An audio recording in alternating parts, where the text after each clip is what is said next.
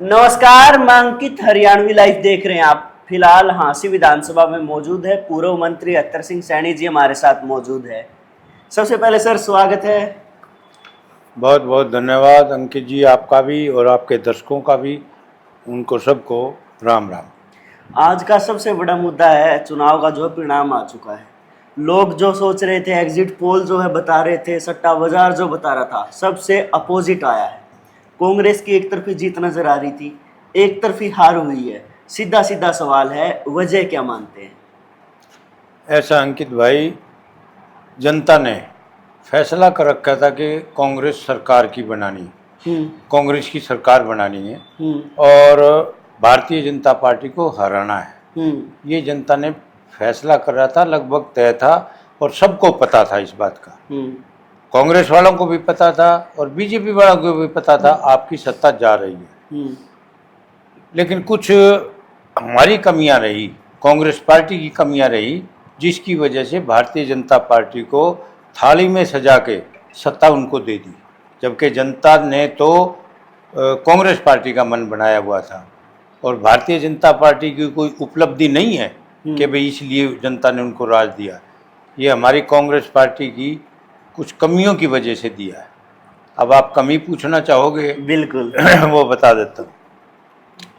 हमारे पार्टी में कुछ जो जिम्मेवारियां होती हैं, फिक्स होती हैं कि भाई आपको ये काम करना, आपको ये करना, ये करना है। उन जिम्मेवारियों में जिसकी जो जिम्मेवारी थी उसके ऊपर कोई भी खरा नहीं उतरा। सबसे पहले जिम्मेवारी तो थी कांग्रेस हाई कमांड की। हमारी जो हाई कमांड है उसकी जिम्मेवारी थी। उसकी क्या जिम्मेवारी थी? एक बात तो जिम्मेवारी थी संगठन बनाना, दूसरी बात संतुलित रखना, संतुलन बना के रखना, ये पार्टी हाई कमांड की जिम्मेवारी थी। तीसरी बात जो नियम बनाने और उनको लागू करना, वो हमारी पार्टी हाई कमांड की जिम्मेवारी थी। और कथनी और करनी में फर्क ना हो ताकि लोगों में विश्वास बने।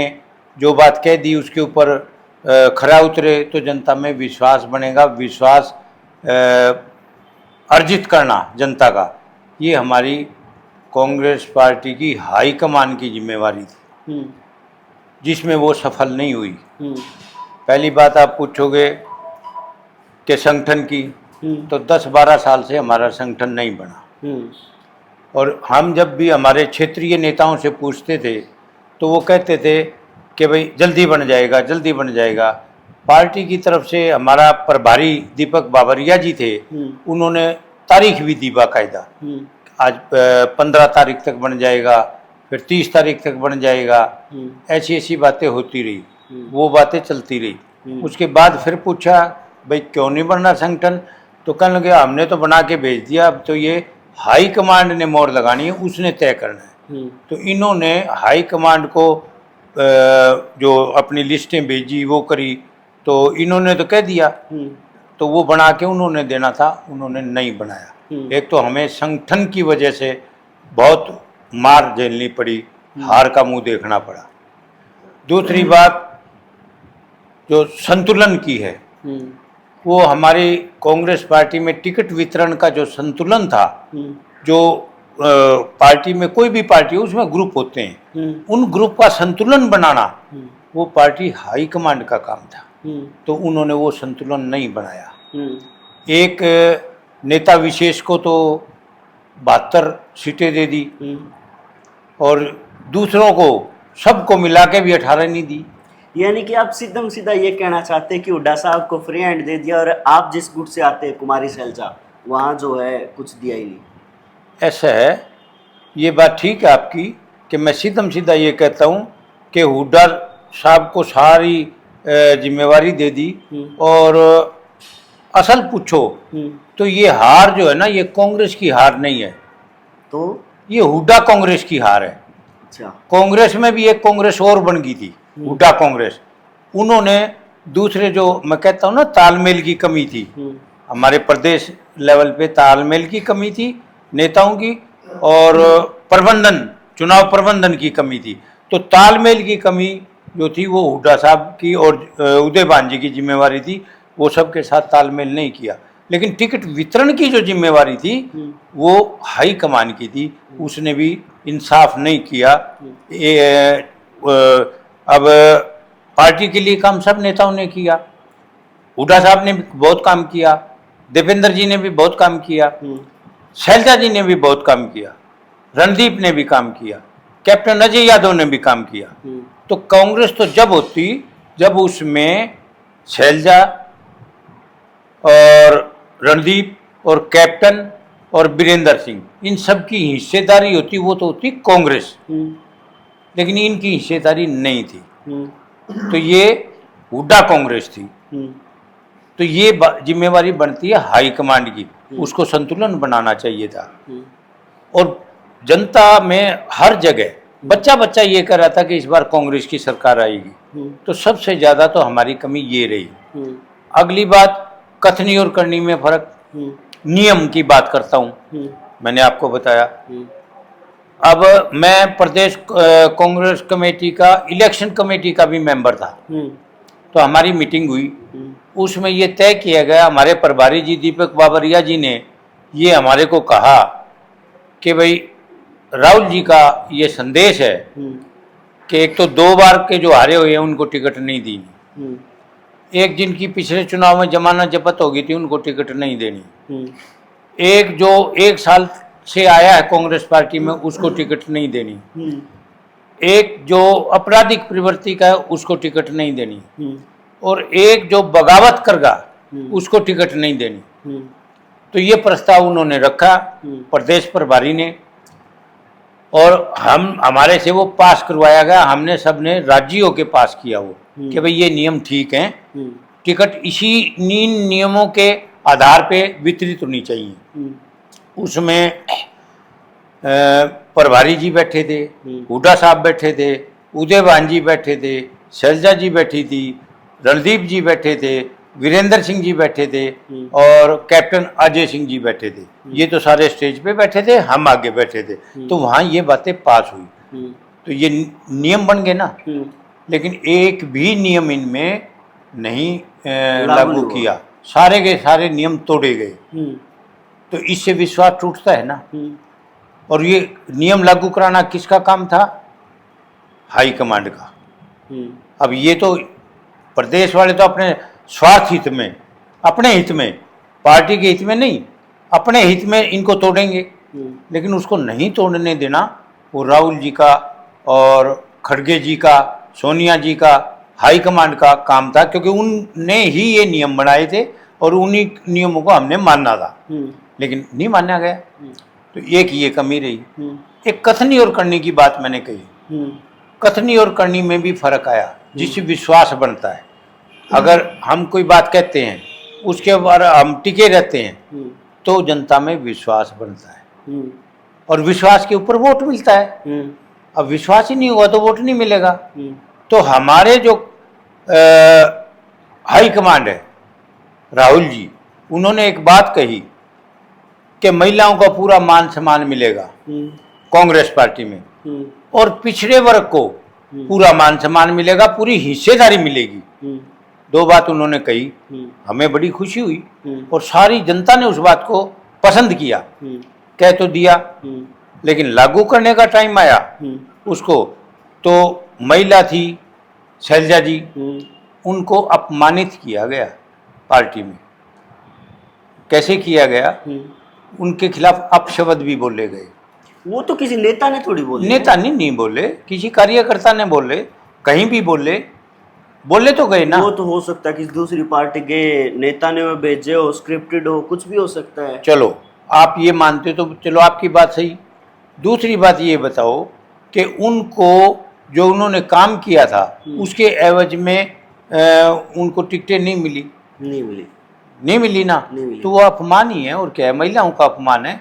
वैसे तो कहते हैं कि हमारी बहन है, छोटी बहन है, बहुत बड़ी नेत्री है कांग्रेस पार्टी की, कहते हैं ना, बिल्कुल कहते हैं। हमारे समाज में बहन से लिया नहीं जाता, बहन को दिया जाता है।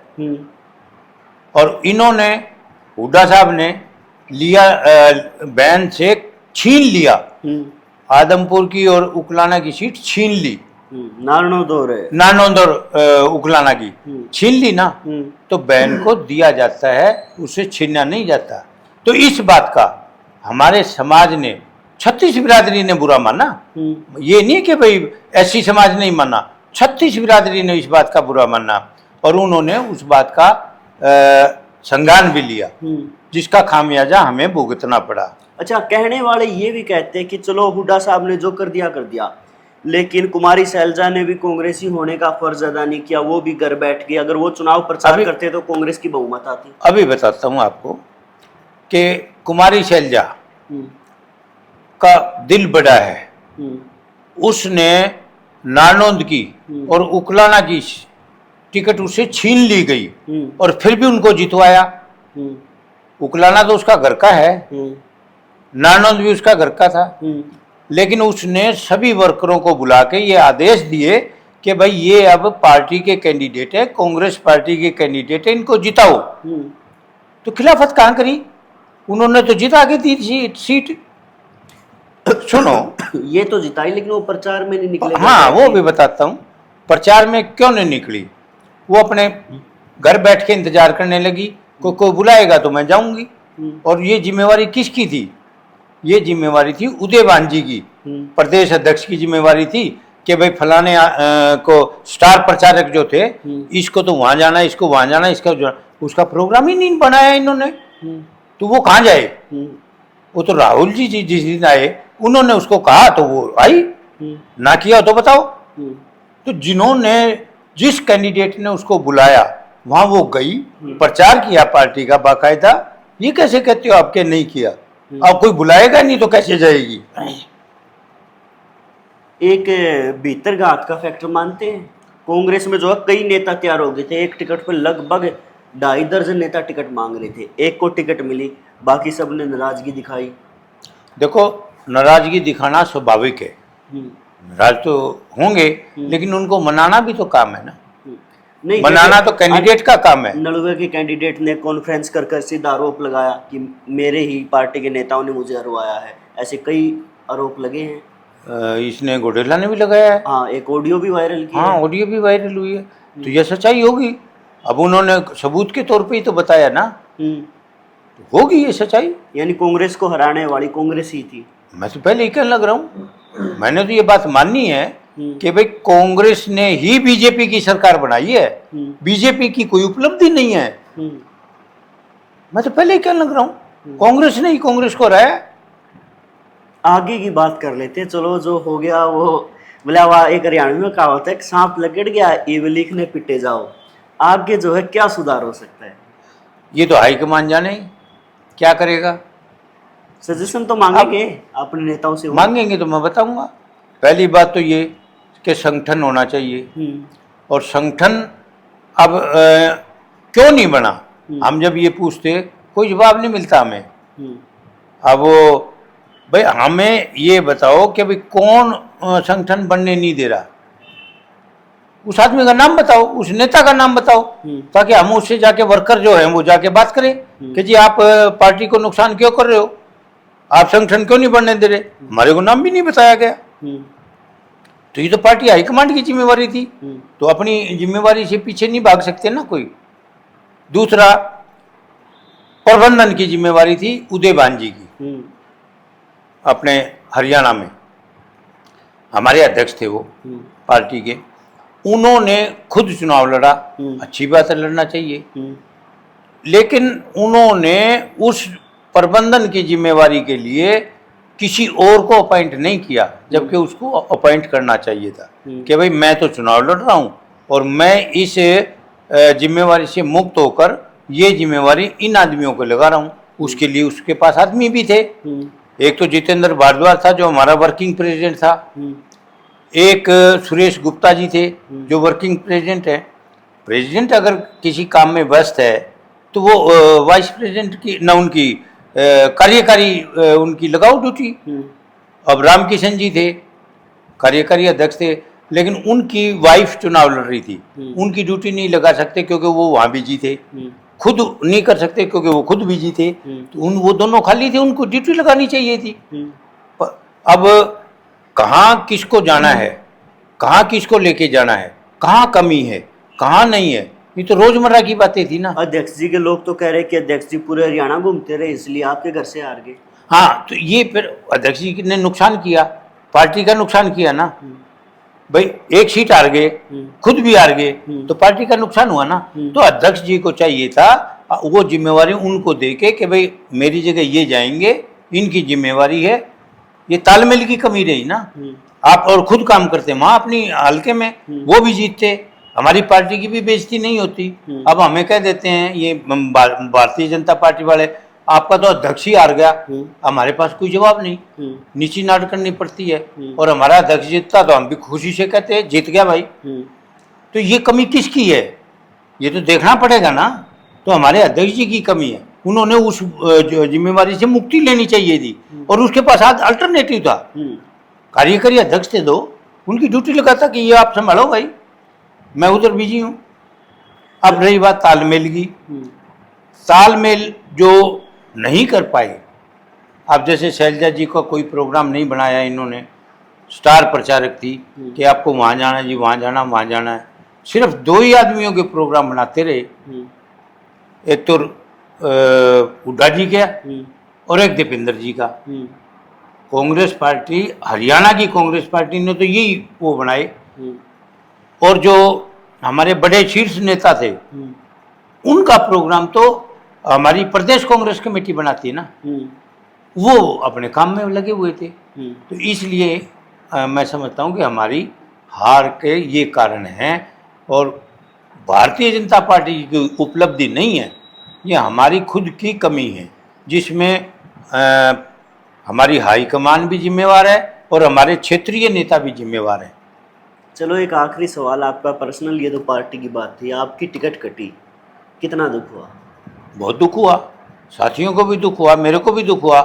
लेकिन जब शैलजा की कट गई, खुद लड़ना चाहती थी वो उकलाना से, तो मेरा दुख खत्म हो गया। क्या आपके नेता ने आपकी पैरवी नहीं की? उसने खुद की नहीं की।